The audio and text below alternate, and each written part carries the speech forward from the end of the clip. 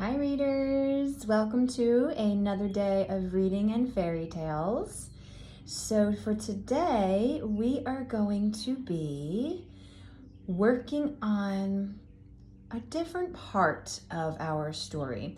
We've been paying a lot of attention to our characters, how we need to match our voices to our characters, how we need to think about their feelings, step in their shoes, become our characters. Talk about why and think about why our characters feel a certain way or act a certain way. And yesterday we were making predictions about what we think our character is going to do next. So today we're going to look at another part of the fairy tale, and that is the person who is telling the story. A lot of times fairy tales have a narrator or the storyteller. So as a reader, we need to be able to tell the difference between when the character is speaking and when the narrator is speaking. And we need to read in our best storytelling voice. Our voice should not sound like one of the characters. Our voice should sound fluent, it should sound smooth, we should be paying attention to our end marks, but we're not necessarily sounding like the character. And we want to make sure that when it is the narrator speaking, that we make our voice match how a storyteller would sound. So I have today one of my favorite fractured tales. It is a book you may or may not have seen before, but when I was in elementary school, I remember that this book was impossible to take out of the school library because someone always had it out. And when I finally did get a chance to take it out from my school library, it was ripped and tattered and torn because so many people had taken it out. This book that I'm going to share with you today, and we're going to look at probably more than just today, is The Stinky Cheese Man and Other Fairly Stupid Tales. Had to stand up for that one, push my chair away.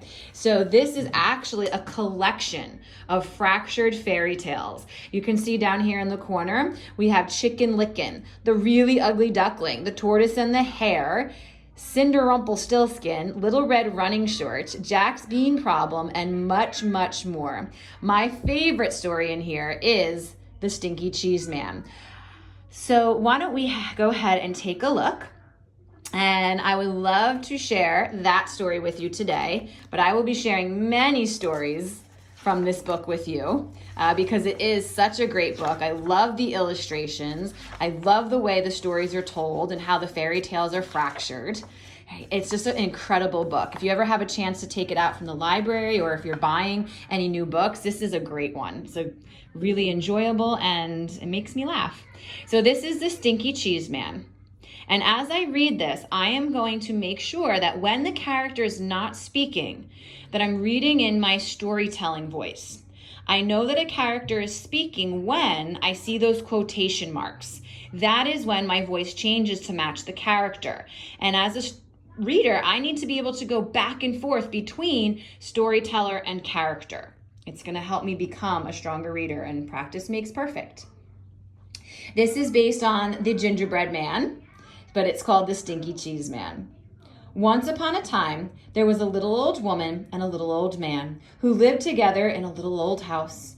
They were lonely, so the little old lady decided to make a man out of stinky cheese. She gave him a piece of bacon for a mouth and 2 olives for eyes and put him in the oven to cook.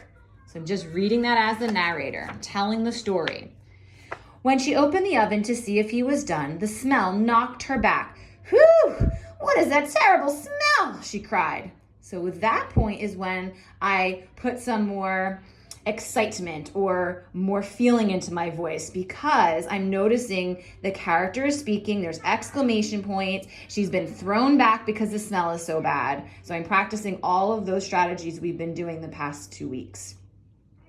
The Stinky Cheese Man hopped out of the oven and ran out the door calling, "Run, run, run, as fast as you can. You can't catch me, I'm the Stinky Cheese Man." Back to the storyteller, back to the narrator. The little old lady and the little old man sniffed the air. I'm not really very hungry, said the little old man. I'm not really all that lonely, said the little old lady. So they didn't chase the stinky cheese man. The stinky cheese man ran and ran until he met a cow eating grass in a field. Whoa, what's that awful smell? Said the cow. So even notice I go from reading the character and changing my voice right back to the narrator, to the storyteller. Right? Practice is going to be the thing that's going to help you be able to do that so easily and quickly. The stinky cheese man said, I've run away from a little old lady and a little old man, and I can run away from you too. Run, run, run as fast as you can. You can't catch me, I'm the stinky cheese man. The cow gave another sniff and said, I'll bet you could give someone 2 or 3 stomach aches. I think I'll just eat weeds. So the cow didn't chase the stinky cheese man either. The stinky cheese man ran and ran until he met some kids playing outside school. Gross, said a little girl. What's that nasty smell? I've run away from a little old lady and a little old man and a cow, and I can run away from you too. Run, run, run as fast as you can. You can't catch me, I'm the stinky cheese man. A little boy looked up, sniffed the air, and said, if we catch him, our teacher will probably make us eat him. Let's get out of here. So the kids didn't chase the stinky cheese man either. Love the illustrations.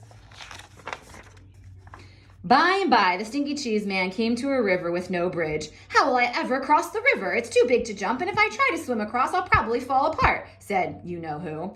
So then the sly fox, who shows up in a lot of stories like these, poked his head out of the bushes. Why, just hop on my back, and I'll carry you across, stinky cheese man. How do I know you won't eat me? Trust me, said the fox. So the stinky cheese man hopped on the fox's back. The fox swam to the middle of the river and said, oh man, what is that funky smell?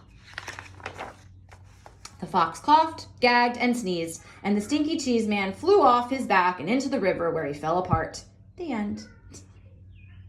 One of my favorite stories of all time, fairy tale or not, is right there, The Stinky Cheese Man.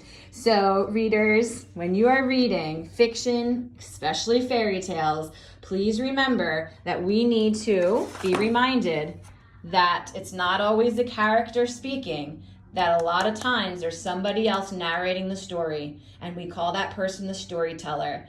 And it is our job as a reader to become the storyteller when we are reading these books. Happy reading!